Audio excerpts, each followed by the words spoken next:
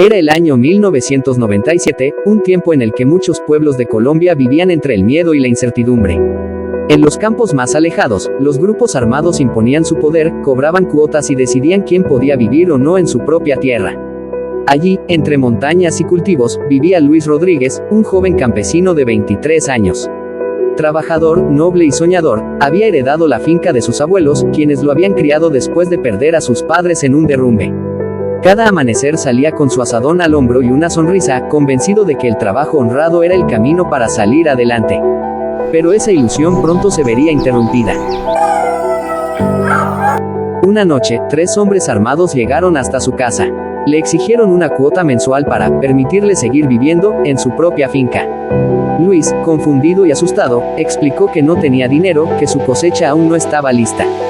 Pero nadie quiso escuchar. Lo amenazaron, lo empujaron y le dieron 3 días para pagar o marcharse. En ese momento, se violaron varios derechos fundamentales de la Constitución Política de Colombia: el artículo 11, que garantiza el derecho a la vida, el artículo 12, que prohíbe los tratos crueles y degradantes, y el artículo 51, que protege el derecho a una vivienda digna. Luis pasó esa noche sin dormir.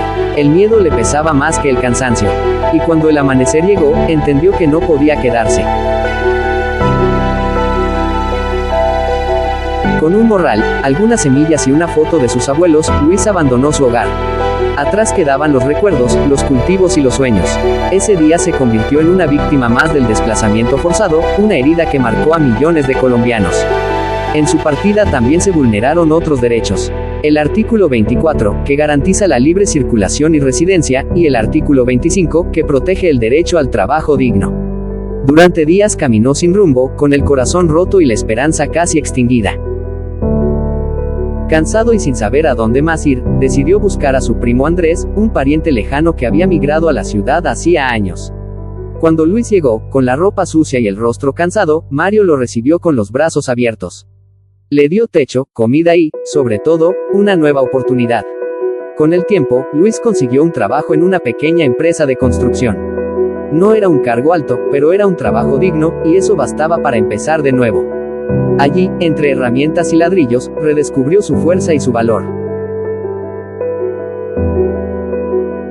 Años después, con el reconocimiento oficial a las víctimas del conflicto, Luis fue incluido en el programa de ayuda del Estado, en cumplimiento de la Ley 1448 de 2011, conocida como la Ley de Víctimas y Restitución de Tierras. Recibió apoyo económico y acompañamiento para rehacer su vida.